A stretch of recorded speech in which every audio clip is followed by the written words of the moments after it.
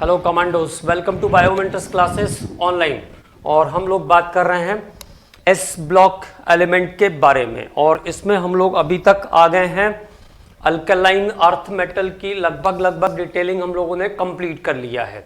ठीक है, तो अल्कलाइन अर्थ मेटल्स में जो इंपॉर्टेंट बातें ध्यान रखना है वो क्या क्या है। बेरिलियम को छोड़कर सभी अल्कलाइन अर्थ मेटल्स जो है वो लिक्विड अमोनिया में डिसॉल्व होते हैं, एक इंपॉर्टेंट बात।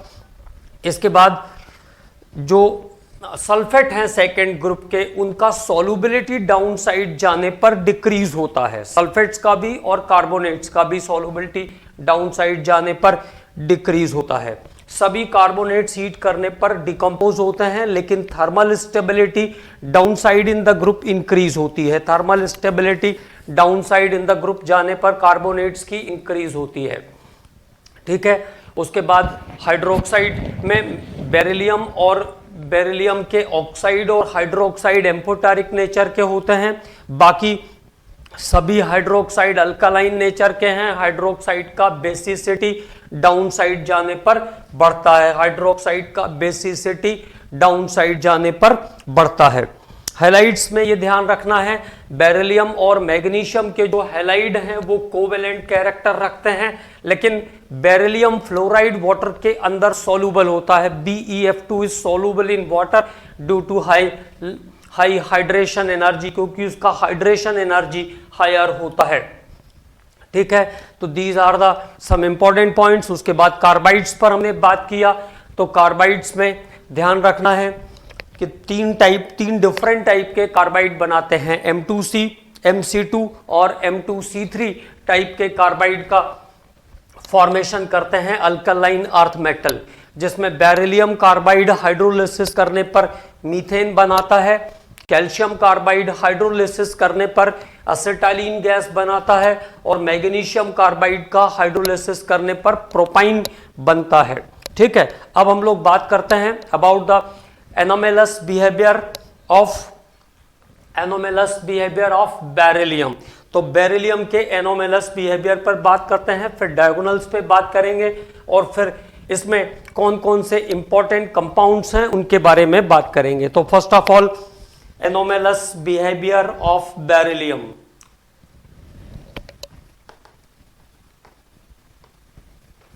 Anomalous behaviour of beryllium. Anomalous behaviour of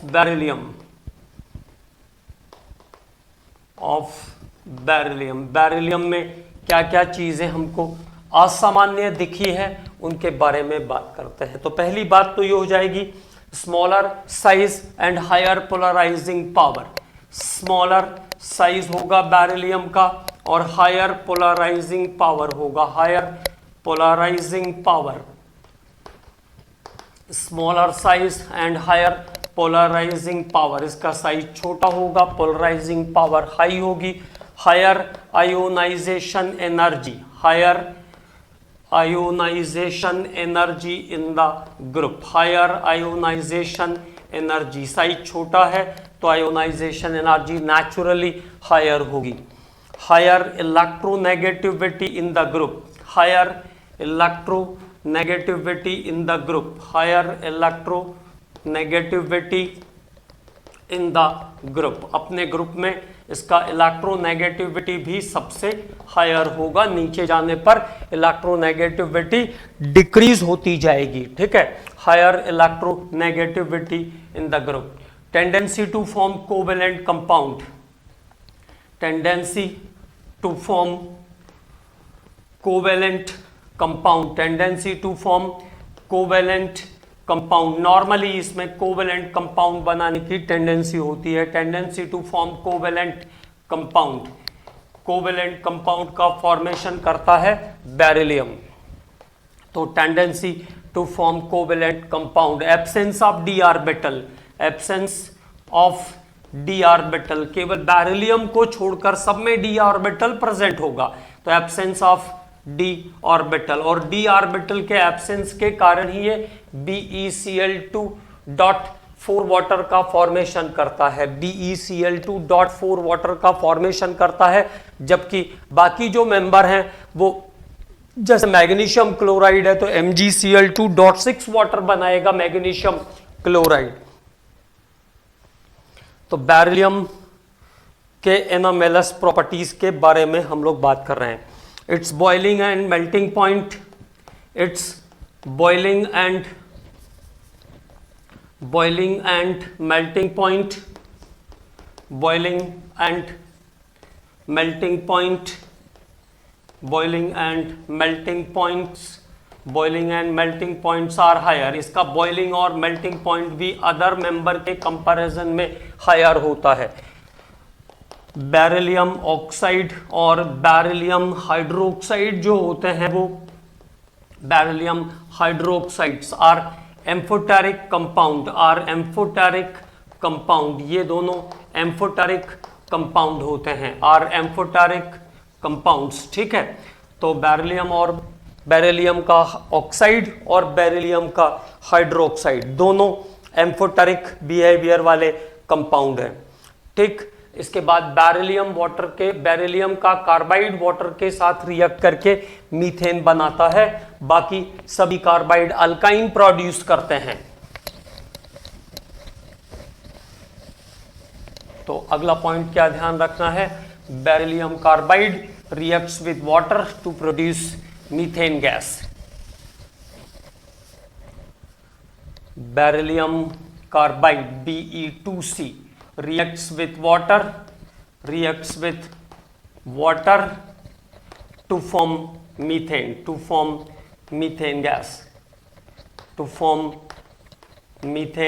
gas, ठीक है। तो बेरिलियम का कार्बाइड वाटर के साथ रिएक्ट करके Be2C वाटर के साथ रिएक्ट करेगा तो मीथेन गैस प्रोड्यूस करेगा। It produces CH4, methane gas produce करेगा, ठीक है।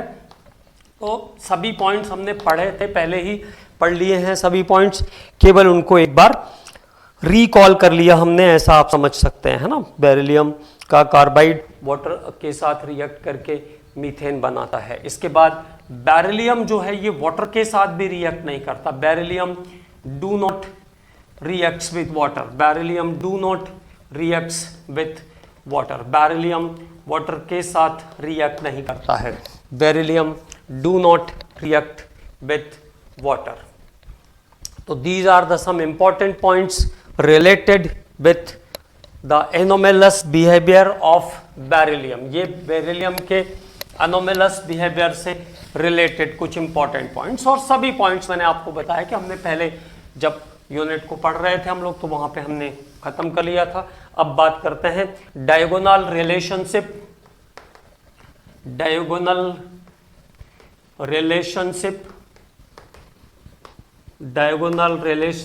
between beryllium and aluminium. Beryllium किसके साथ डायगोनल करेगा, एल्यूमिनियम के साथ डायगोनल रिलेशनशिप बनाएगा बेरिलियम। तो बेरिलियम और एल्यूमिनियम का diagonal relationship between beryllium and aluminium.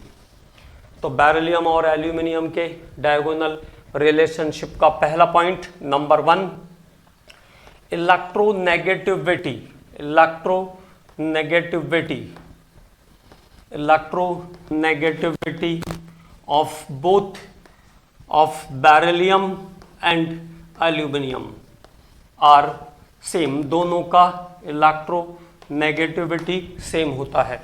Beryllium के लिए इलेक्ट्रोनेगेटिविटी 1.5 और एल्यूमिनियम के लिए भी नेगेटिविटी कितनी, 1.5। तो बेरिलियम और एल्यूमिनियम दोनों का इलेक्ट्रोनेगेटिविटी सेम होता है, ठीक है।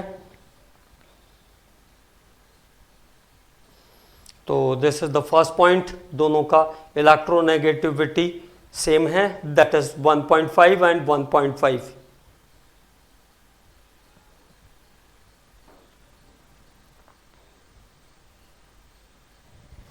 एंड बेरिलियम एंड एल्यूमिनियम दोनों के पास, beryllium and aluminium both form covalent compound, दोनों कोवेलेंट कंपाउंड बनाते हैं। बोथ फॉर्म कोवेलेंट कंपाउंड, तो दोनों कोवेलेंट कंपाउंड का फॉर्मेशन करते हैं, both form covalent compound. Beryllium oxide and aluminium oxide Al2O3 are amphoteric in nature, are amphoteric in nature. Beryllium और aluminium दोनों के ऑक्साइड एम्फोटेरिक नेचर वाले होते हैं, मतलब उभयधर्मी होते हैं हिंदी में कहेंगे तो। देखो जैसे BeO है तो ये HCl के साथ रिएक्ट करेगा अगर, तो बना देगा BeCl2 plus water. Beryllium HCl के साथ अगर रिएक्ट करेगा, और BeO also react with NaOH, NaOH के साथ अगर रिएक्शन करता है तो ये बना देगा Na2BeO2, Na2BeO2, Na2BeO2 plus water, मतलब बोथ एसिड और बेस दोनों के साथ रिएक्ट कर रहा है, एसिड के साथ भी रिएक्ट कर रहा है और बेस के साथ भी रिएक्ट कर रहा है, बोथ एसिड और बेस के साथ रिएक्ट कर रहा है। इसी तरह से Al2O3 अगर HCl के साथ रिएक्ट करेगा, Al2O3 react with HCl, HCl के साथ अगर रिएक्ट करेगा तो it forms AlCl3, AlCl3 plus water, AlCl3 plus water, as same as Al2O3 also react with NaOH, तो NaOH के साथ रिएक्ट करेगा तो सोडियम मेटा एल्यूमिनेट बनाएगा, NaOH के साथ रिएक्ट करेगा तो ये फॉर्म कर देगा NaAlO2, सोडियम मेटा एल्यूमिनेट, जो कि NaOH वाले रिएक्शन में भी हम लोगों ने लिखा था। तो NaAlO2 सोडियम मेटा एल्यूमिनेट का फॉर्मेशन कर देगा एल्यूमिनियम ऑक्साइड। तो एल्यूमिनियम और बेरिलियम दोनों ऑक्साइड जो है वो एम्फोटेरिक नेचर के होते हैं। Oxide of both the elements are amphoteric in nature, दोनों एलिमेंट के जो ऑक्साइड्स हैं वो एम्फोटेरिक नेचर के होते हैं। Oxide of both the elements are amphoteric in nature, दोनों एलिमेंट के ऑक्साइड्स एम्फोटेरिक नेचर के होते हैं।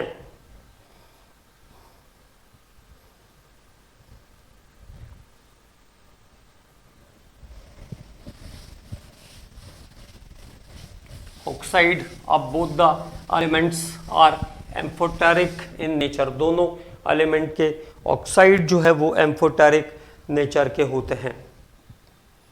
Beryllium and aluminium, beryllium and aluminium form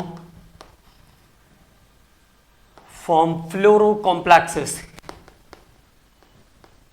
fluoro complexes का फॉर्मेशन करते हैं, form fluoro complex. Beryllium and aluminium form fluoro complex, BeF4 2- बनाएगा beryllium, beryllium form BeF4 2- और एल्यूमिनियम बनाएगा AlF6, AlF6 3- कॉम्प्लेक्स फॉर्म करता है। तो both having tendency to form complexes with fluorine, दोनों फ्लोरीन के साथ कॉम्प्लेक्स बनाते हैं। ठीक है,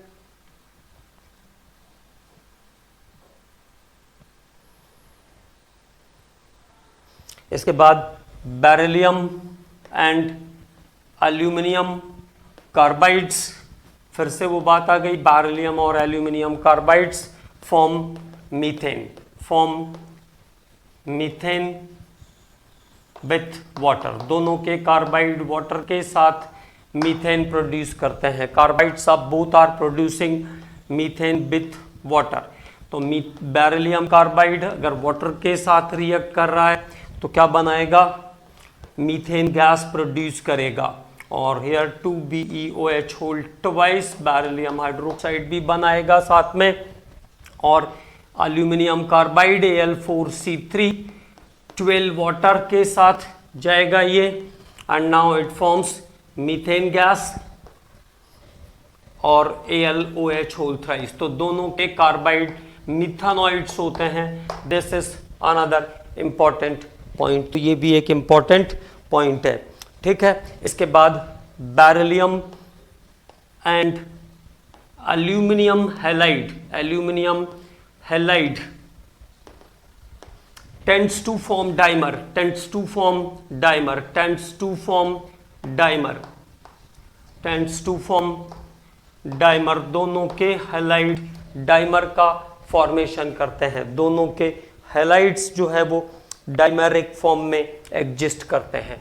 और बेरिलियम और एल्यूमिनियम दोनों के हैलाइड लोइस एसिड जैसा भी बिहेव करते हैं। तो एक और इंपॉर्टेंट पॉइंट आ जाएगा, beryllium and aluminium halides act as Lewis acid, दोनों के हैलाइड लोइस एसिड के जैसा एक्ट करते हैं, मतलब इसमें इलेक्ट्रॉन पेयर गेन करने की टेंडेंसी रहती है। अब इसके बाद बात करते हैं इनके कंपाउंड्स के बारे में, अबाउट देयर कंपाउंड्स। तो बेरिलियम और एल्यूमिनियम के जो हैलाइड्स हैं वो लोइस एसिड जैसा काम करते हैं, ये ध्यान रखना है, act as Lewis acids. Now अब हम लोग डिस्कस करते हैं कंपाउंड्स के बारे में। तो कंपाउंड्स में पहले तो कुछ फॉर्मूलों पे बात करते चलते हैं और उसके बाद फिर इससे कनेक्ट कर देंगे, जो हमारे इंपॉर्टेंट कंपाउंड्स हैं उनको, उनके बारे में बात कर लेंगे। ठीक, तो कुछ फॉर्मूले पर पहले बात कर लेते हैं। ठीक है, MgCO3, MgCO3 मैग्नीशियम कार्बोनेट वाला जो कंपाउंड है, जब ये और के फॉर्म में रहेगा MgCO3 तो इसको कहते हैं dolomite, it is called dolomite. तो MgCO3 को कहते हैं डोलोमाइट। ठीक है, MgCO3 और CaCO3 का कॉम्बिनेशन होता है, ये MgCO3 और CaCO3, MgCO3 एंड CaCO3 का कॉम्बिनेशन होता है, CaCO3 का कॉम्बिनेशन होता है डोलोमाइट। ठीक है, MgSO4.7 वाटर, MgSO4.7 वाटर को कहते हैं एप्सम सॉल्ट, MgSO4.7 वाटर को कहते हैं एप्सम सॉल्ट। MgSO4.7 वाटर को कहते हैं एप्सम सॉल्ट। ठीक है, K2SO4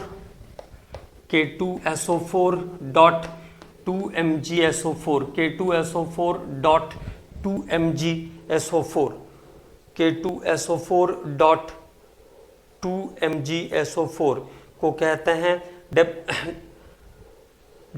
डिपॉजिट्स, DEPO और SITS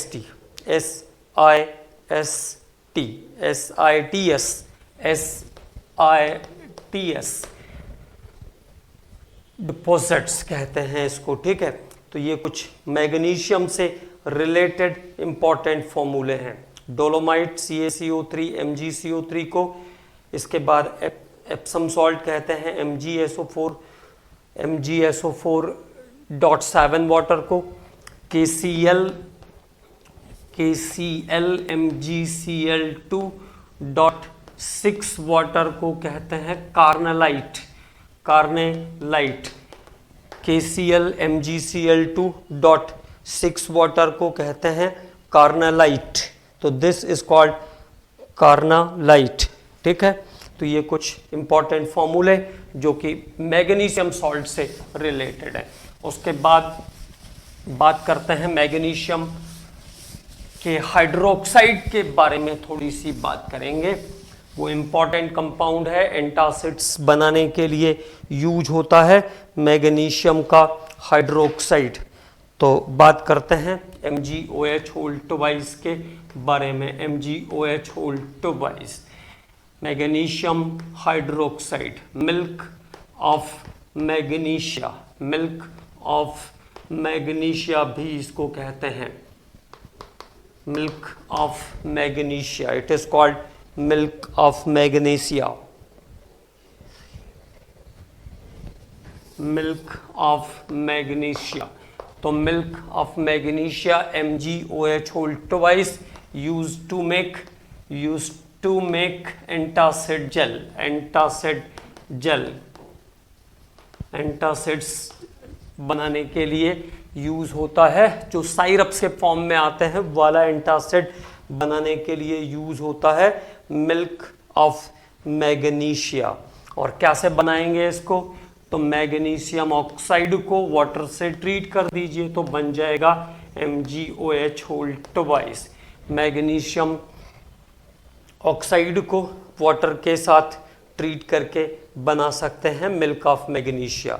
मैग्नीशियम क्लोराइड को calcium hydroxide CaOH whole twice के साथ ट्रीट करके भी बना सकते हैं MgOH whole twice plus Cl2। तो there is another process for preparation of magnesium hydroxide, MgCl2 magnesium chloride को NaOH के साथ ट्रीट करके भी बना सकते हैं MgOH whole twice plus twice of NaCl। तो there is the some important method for preparation of magnesium hydroxide. तो ये कुछ इंपॉर्टेंट मेथड्स हैं जिनसे हम मिल्क ऑफ मैग्नीशिया या मैग्नीशियम हाइड्रोक्साइड का प्रिपरेशन करते हैं। तो there is the some method for preparation of magnesium hydroxide और milk of magnesia.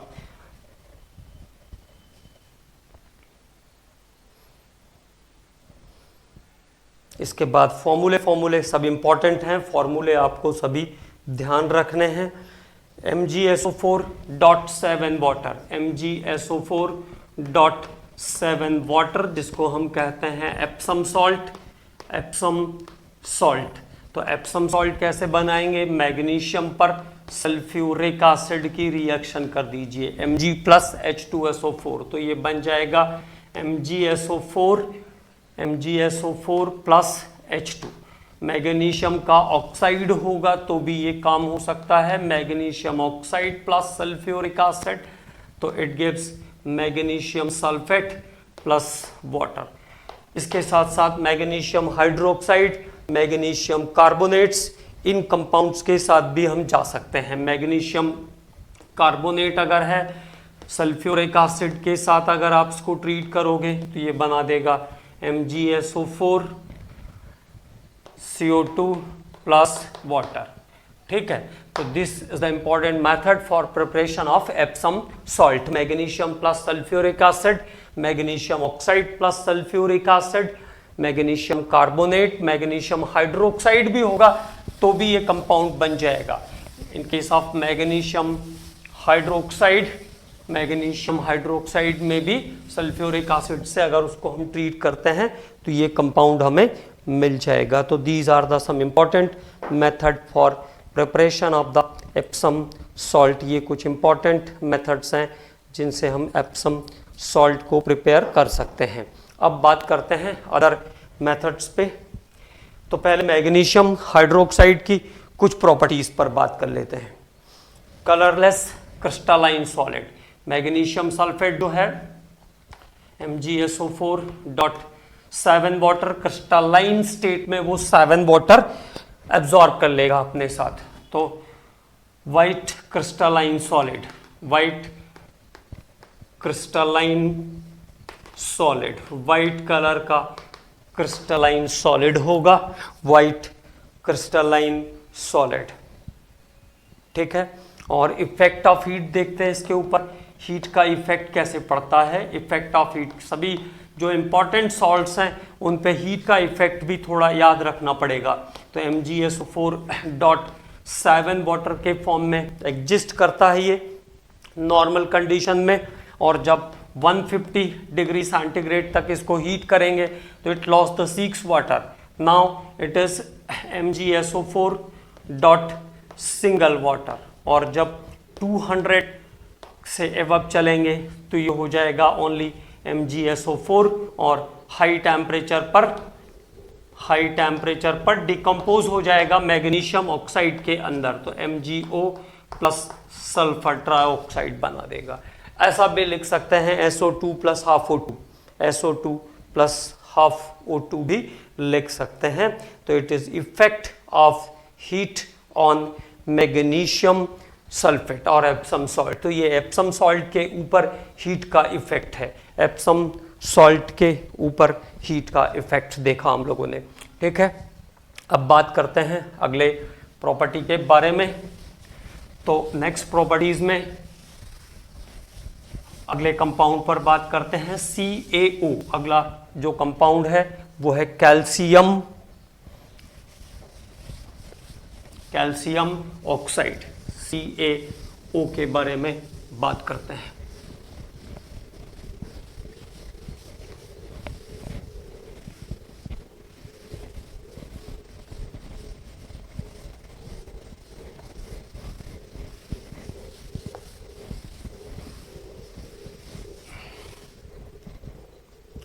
Next compound is CaO, calcium oxide. Calcium oxide is also called quick lime, इसको quick lime भी कहते हैं। तो अगला कंपाउंड है कैल्शियम ऑक्साइड, और calcium oxide is also called quick lime. कैसे बनाएंगे क्विक लाइम को? तो कैल्शियम कार्बोनेट को सिंपली क्या करते हैं, डिकम्पोज कर देते हैं bye decomposition of calcium carbonate.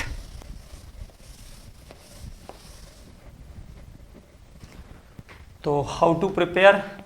तो कैल्शियम कार्बोनेट को हीट कर देंगे तो क्या मिल जाएगा, CaO प्लस CO2 गैस मिल जाएगी। This time it gives CaO plus CO2 gas. तो by decomposition of calcium carbonate, ठीक है। अब इसके बारे में बात करते हैं। तो कैल्शियम ऑक्साइड जो है CaO अमॉर्फस सॉलिड होता है। अमॉर्फस सॉलिड सभी ने देखा होगा लाइम को, है ना। पहले तो वाइट वॉश के लिए यूज होता था, घर में जब पुताई करनी होती थी तब यूज करते थे। आजकल तो बिल्कुल एडवांस चीजें आ गई है तो आजकल कोई यूज करता नहीं है इसको। अमॉर्फस सॉलिड, अमॉर्फस सॉलिड होता है calcium oxide is amorphous solid. Melting point 2870 kelvin, melting point 2870 kelvin. Melting point कितना है, 2870 केल्विन।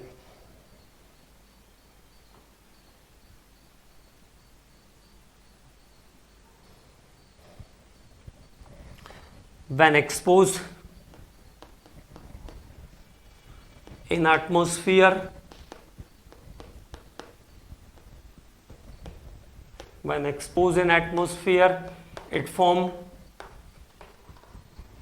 Calcium hydroxide. तो अगर आप एटमॉस्फेयर में बहुत दिन तक इसको रखे रहोगे तो धीरे धीरे क्या होगा, कन्वर्टेड इनटू कैल्शियम हाइड्रोक्साइड। तो एटमॉस्फेयर में एक्सपोज करने पर क्या होगा, कैल्शियम हाइड्रोक्साइड में चेंज हो जाएगा।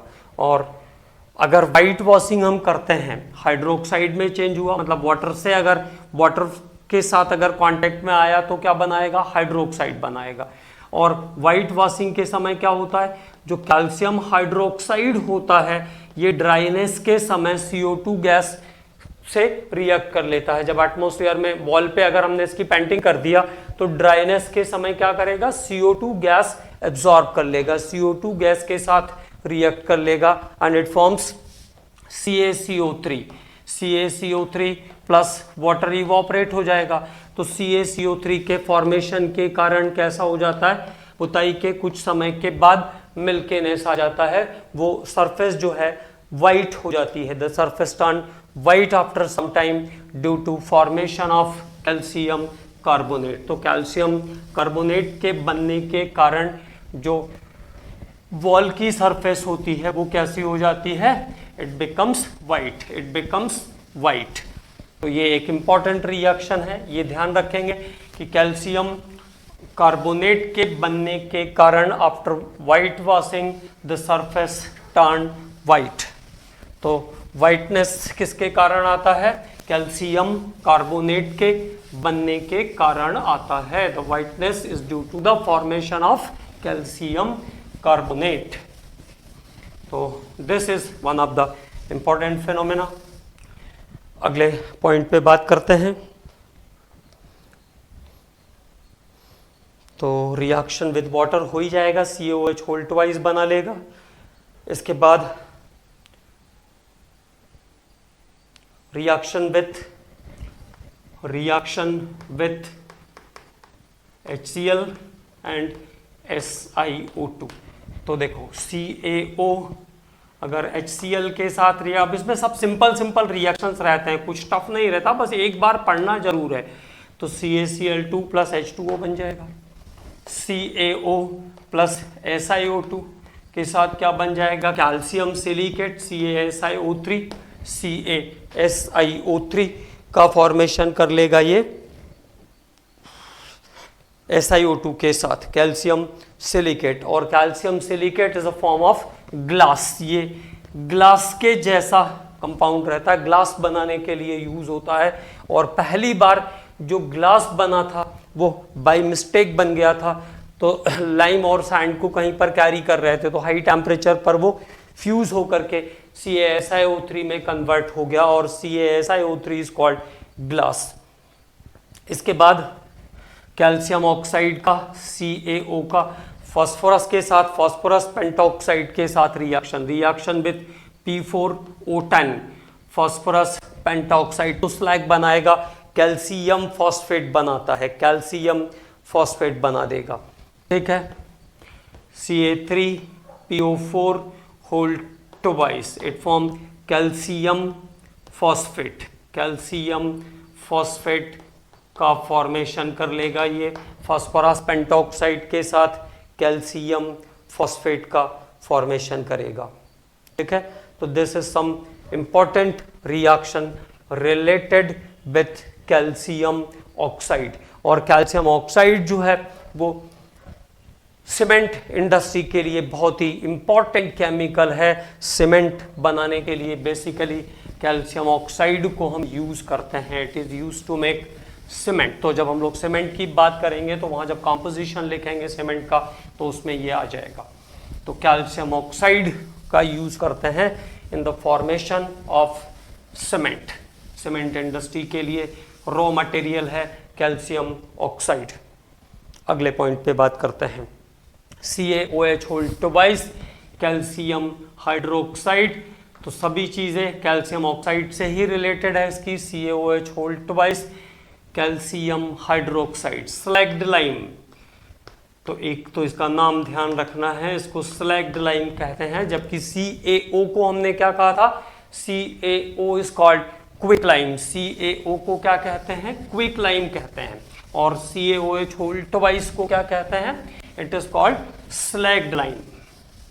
ठीक है, अब बात करते हैं इसके प्रिपरेशन के बारे में। तो बिल्कुल सिंपल, CaO प्लस वाटर बन जाएगा CaOH whole twice, calcium hydroxide का फॉर्मेशन कर लेगा ये, है ना। और कैसे बना सकते हैं, CaCl2 को सोडियम हाइड्रोक्साइड के साथ ट्रीट कर देंगे। देखिए बिल्कुल सिंपल से रिएक्शंस हैं, लेकिन एक बार मैंने ये डिसाइड किया कि मैं भी सारी चीज़ें आपको बता देता हूँ, कुछ भी इसमें ज़्यादा खास करना नहीं है। तो CaCl2 प्लस 2NaOH, तो यहाँ से NaCl बाहर निकल जाएगा और या 2NaCl और बन गया कैल्शियम हाइड्रोक्साइड।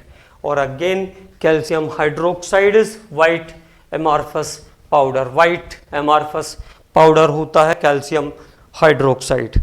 और इसको हम उसको मिल्क ऑफ मैग्नीशिया कहते हैं, MgOH होल ट्वाइस को। It is called milk of lime, milk of lime, और इसको मिल्क ऑफ लाइम भी कहते हैं, also called milk of lime. तो calcium hydroxide is called milk of lime, calcium hydroxide को कहते हैं milk of lime, it is called milk of lime.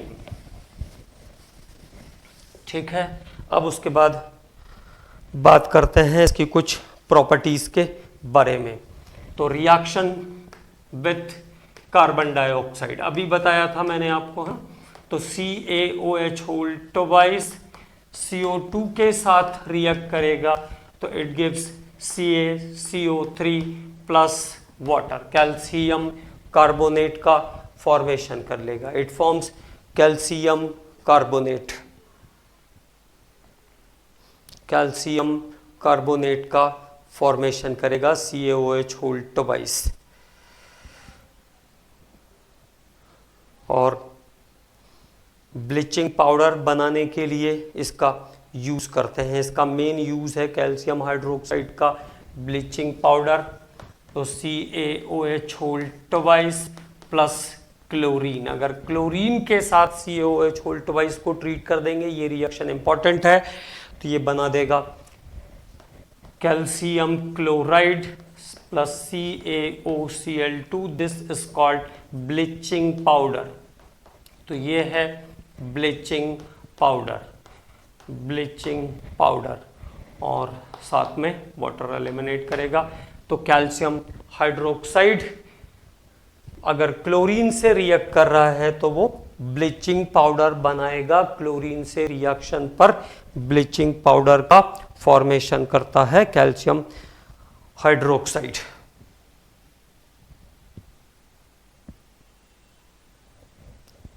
अब बात करते हैं इसके बाद अगले मेंबर के बारे में।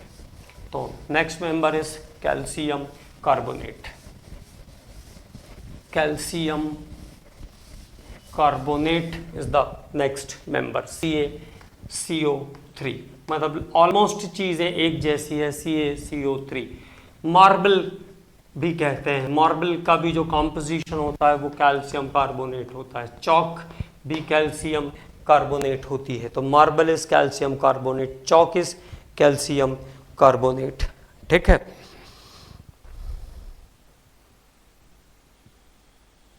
और प्रिपरेशन फिर से बिल्कुल simple method, CaOH whole twice को कार्बन डाइऑक्साइड के साथ ट्रीट कर दीजिए तो बन जाएगा CaCO3 plus water, CaCO3 plus water का फॉर्मेशन कर लेगा ये। ठीक है, इसके बाद Na2CO3 सोडियम कार्बोनेट, Na2CO3 मतलब सोडियम कार्बोनेट को जब हम कैल्शियम क्लोराइड के साथ ट्रीट करते हैं, CaCl2 के साथ ट्रीट करेंगे तब भी बन जाएगा CaCO3 और NaCl passes out। ओके, तो this is the preparation method of calcium carbonate.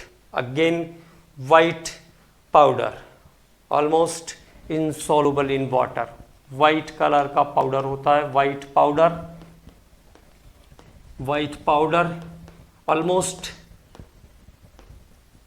insoluble in water, almost insoluble in water, और वाटर के अंदर लगभग insoluble होता है, almost insoluble in water। अब इसके प्रॉपर्टीज पर बात कर लेते हैं। तो इसमें भी ऐसी कोई खास प्रॉपर्टी है नहीं जो कि पूछी जा सकती हो एग्जाम में, बस वो वाइट वॉशिंग वाला आपको एक ध्यान रखना है कि वाइट वॉशिंग के बाद वाइटनेस क्यों आती है। तो again due to formation of calcium carbonate, calcium carbonate के फॉर्मेशन के कारण वाइट वॉशिंग के बाद वाइटनेस आ जाती है ना। अब इसके बाद इसके प्रॉपर्टीज पे बात कर रहे थे। तो CaCO3 को अगर हम हीट कर देंगे तो ये डिकम्पोज हो जाएगा CaO प्लस CO2 के अंदर, decompose into calcium oxide after heating. तो हीट करने पर लगभग 1200 केल्विन के आसपास के टेम्परेचर पर हीट करने पर ये कन्वर्ट होता है कैल्शियम ऑक्साइड के अंदर। और CO3 को अगर हम सल्फ्यूरिक एसिड के साथ ट्रीट कर देंगे तो ये बन जाएगा CaSO4, कैल्शियम सल्फेट का फॉर्मेशन कर लेगा ये, प्लस CO2 प्लस वाटर, तो कैल्शियम सल्फेट का फॉर्मेशन कर लेगा हीटिंग पर।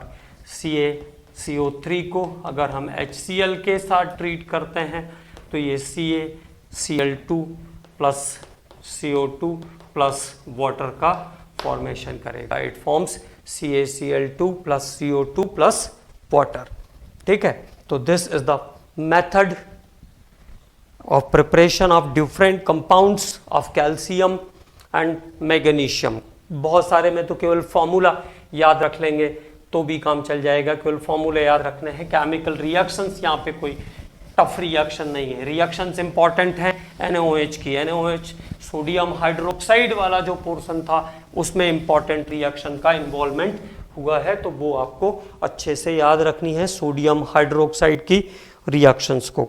अब बात करते हैं उसके बाद अगले मेंबर पर, that is the next member is calcium sulphate dot to water. Calcium sulphate dot to water, CaSO4 dot to water is called gypsum. इसको कहते हैं जिप्सम। और इसका एक और फॉर्मूला लिख दूं मैं इससे related, CaSO4 dot half water, half water, CaSO4 dot half water. और कैसे लिख सकते हैं, CaSO4 whole twice dot water. तो इसको कहते हैं plaster of Paris, plaster of Paris. This compound is called plaster of Paris. ठीक है, तो जिप्सम और प्लास्टर ऑफ पेरिस। अब बात करते हैं, जिप्सम बनाना होगा तो क्या करेंगे, कैल्शियम कार्बोनेट को आप H2SO4 से ट्रीट कर दीजिए, कैल्शियम क्लोराइड को H2SO4 से ट्रीट कर दीजिए तो जिप्सम मिल जाएगा, इट गिव्स CaSO4। तो हम लोग बात करते हैं about the formation of plaster of Paris. Plaster of Paris, plaster of Paris पर बात करते हैं। तो CaSO4 dot to water is called gypsum. इसको कहते हैं जिप्सम। लगभग 120 डिग्री सेंटीग्रेड, 120 के आसपास, तो 393 केल्विन हो जाएगा, 393 केल्विन, है ना। तो 393 केल्विन के आसपास या 120 डिग्री सेंटीग्रेड के आसपास जब हम जिप्सम को हीट करेंगे तो ये कन्वर्ट हो जाएगा CaSO4 डॉट हाफ वाटर और प्लस 1 and 1/2 वाटर एलिमिनेट हो जाएगा। This is called plaster of Paris. इस कंपाउंड को कहते हैं plaster of Paris. This is important, है ना। तो जिप्सम को हीट करने पर बनता है प्लास्टर ऑफ पेरिस। और प्लास्टर ऑफ पेरिस जो है वो पाउडर्ड फॉर्म में रहता है। अगर आपने कभी किसी को प्लास्टर करते हुए देखा हो तो पाउडर्ड पट्टी को बांधने के बाद पट्टियां बांधते जाते हैं और पाउडर को उस पर छिड़कते जाएंगे और उस पर पानी, थोड़ा पानी भी डालेंगे, तो after some time it is set to becomes hard, set हो जाएगा और हार्ड हो जाएगा। तो जब हार्ड हो गया तो वापस से क्या बन गया, जिप्सम बन गया। और जब तक वो पाउडर्ड फॉर्म में था तब तक वो था क्या, प्लास्टर ऑफ पेरिस। तो this compound CaSO4 dot half water, it is also called hemihydrated calcium sulphate. इसको हम हेमीहाइड्रेटेड कैल्शियम सल्फेट भी कहते हैं। तो हेमीहाइड्रेटेड कैल्शियम सल्फेट जो है उसको कहते हैं plaster of Paris. Hemihydrated calcium sulphate is called plaster of Paris. Hemihydrated calcium sulphate को कहते हैं प्लास्टर ऑफ पेरिस। ठीक है, और प्लास्टर ऑफ पेरिस के यूजेस क्या क्या हैं। प्लास्टर ऑफ पेरिस, अगर हड्डी टूट गई है तो प्लास्टर करने के लिए यूज होगा। मॉडल्स और स्टैचूज बनाने के लिए भी यूज होता है, use to make models and statues. तो मॉडल्स और स्टैचूज बनाने के लिए यूज होगा प्लास्टर ऑफ पेरिस। इसके अलावा फॉल्स सीलिंग बनाने के लिए भी यूज होता है। फॉल्स सीलिंग जो छत के जगह पे लोग आजकल डिफरेंट टाइप के डिजाइन्स करते हैं, तो फॉल्स सीलिंग के लिए यूज होता है। मॉडल्स और स्टैचूज बनाने के लिए यूज होता है। इसके बाद ब्रोकन बोन्स के ऊपर उसका मूवमेंट ना हो बोन्स का, इसलिए क्या करते हैं, प्लास्टरिंग करते हैं, है ना। तो प्लास्टरिंग करते हैं तो उसके लिए भी प्लास्टर ऑफ पेरिस यूज होता है। तो these are the some common uses of plaster of Paris. और एक बात और ध्यान रखना है, अगर प्लास्टर ऑफ पेरिस में वापस से आप वाटर ऐड करोगे तो फिर से वो कहां पे कन्वर्ट हो जाएगा, जिप्सम में कन्वर्ट हो जाएगा। तो CaSO4 dot half water, CaSO4 dot half water, और अगर आप इसमें 3/2 वाटर और ऐड कर दोगे, मतलब अगर पानी डालते हैं हम प्लास्टर ऑफ पेरिस के अंदर, तो ये वापस से कहां पहुंच जाएगा, फिर से ये जिप्सम में पहुंच जाएगा। मतलब जो हार्ड फॉर्म है प्लास्टर का वो जिप्सम है, और जो पाउडर्ड फॉर्म है वो जब हम उसको यूज कर रहे हैं, अप्लाई कर रहे हैं, तो उस समय वो क्या है, प्लास्टर ऑफ पेरिस है। ठीक है। और अगले लेक्चर में हम लोग बात करेंगे सीमेंट के बारे में, और इससे रिलेटेड अगर कुछ इंपॉर्टेंट क्वेश्चंस प्रीवियस ईयर में आए जो इसमें कवर नहीं हुए हैं तो उन पे भी बात करेंगे। Okay commandos, thank you.